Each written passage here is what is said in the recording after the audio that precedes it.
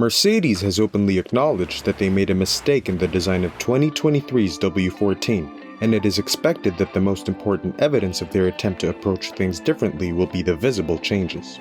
However, despite the widespread talk of concepts in the world of Formula One, Mercedes is keen to emphasize that there is a significant distinction between a mere alteration in appearance and a genuine shift in philosophy.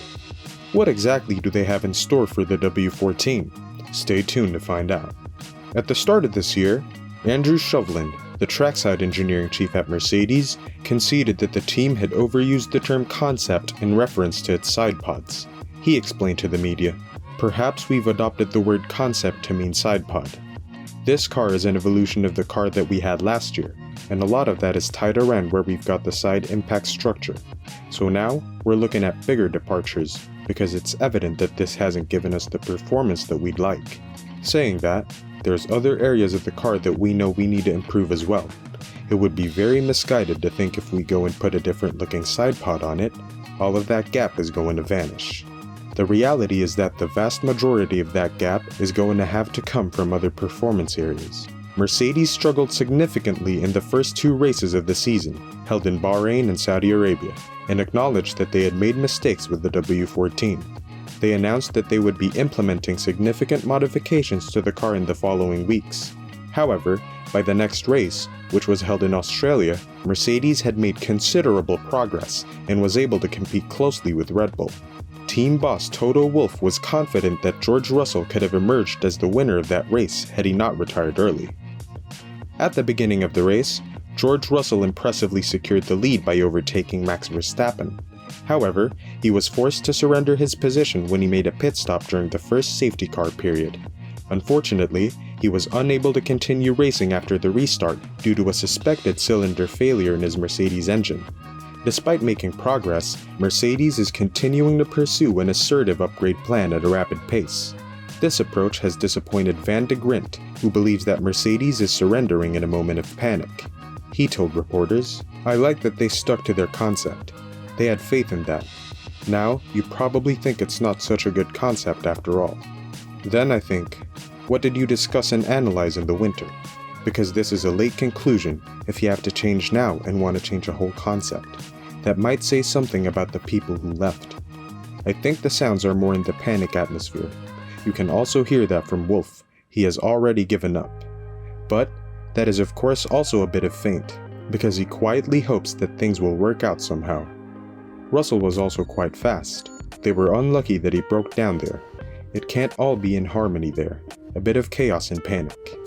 The DRS system of Red Bull has been a topic of discussion among experts, with Lewis Hamilton describing it as insane after Max Verstappen overtook him twice in 2 consecutive races, leaving the Mercedes driver with no means of defense.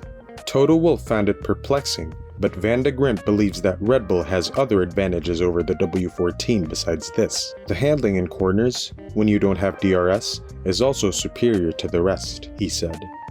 How easily the Red Bulls pass someone else. You've seen other cars that are in the DRS and they just miss it. But the Red Bulls pass it so easily. That is a great compliment to the Red Bull team, that they have also thought about developing in that direction. So hats off to that. I have never been in favor of this artificial intervention. I don't like this. Racing is keeping someone behind you and the other has to find a gap to get past them. This has nothing to do with racing. Anyone can actually pass someone on the straight. I'd rather not have a DRS and then see how Verstappen forces that hole. But that's not Red Bull's fault or Verstappen's fault. It's the regulator's fault. But a bit of the sport, because if you need these kinds of tricks, then the sport is not completely healthy. If that's legal, you want to make the best of it, and they've done that very clearly.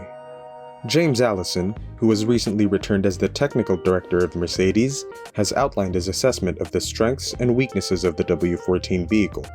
Additionally, he has provided an explanation for his reasons for returning to the world of Formula One.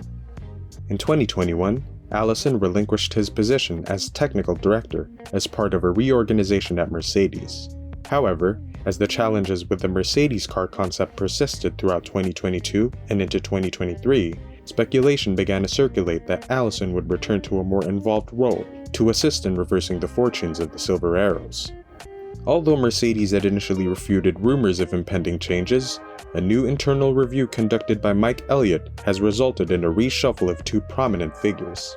Elliott will now serve as Chief Technical Officer, while Allison will resume his previous role as Technical Director.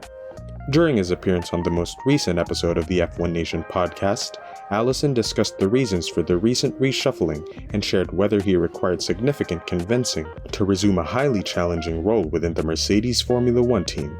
He said, "I'm missing it. No, we just had a bit of examining of our own navels here in Brackley, and between Mike and I, we concluded that the pair of us can cover the ground reasonably well.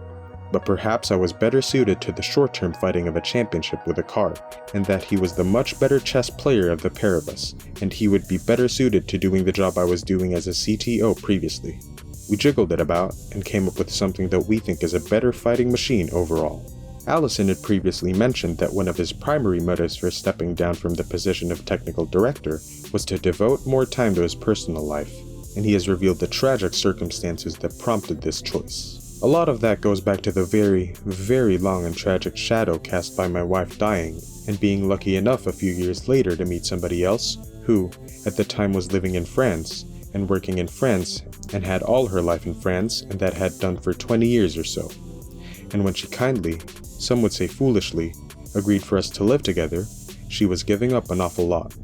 It was a little unfair from my point of view to cast her adrift and say, "Thanks for coming over to England. I'll see you 5 minutes a week." The stepping back from the frontline role of technical director allowed some space for our relationship to flourish in a way that would have been tough otherwise.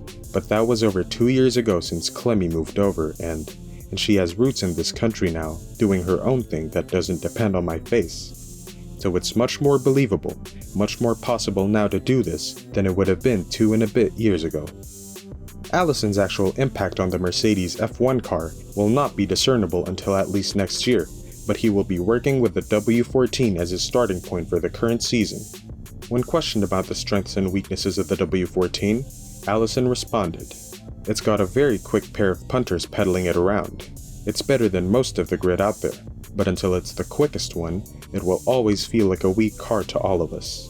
It's adequately kind to its tires, but not as good as some of the cars that we made in the past. It's got more downforce than most of the cars on the grid, but not sufficient. Its handling characteristics leave a little to be desired and need to be worked on for sure. But you know, none of this stuff is revelatory. We've been talking about it most weekends and it's part of what this team needs to address to get winning material back in our hands. So what do you think? Will the change in direction for the W14 give Mercedes enough juice to give Red Bull something to worry about, or will it lead to more of the same? Let's talk about it in the comments below, and don't forget to subscribe and ring that notification bell for the latest F1 news.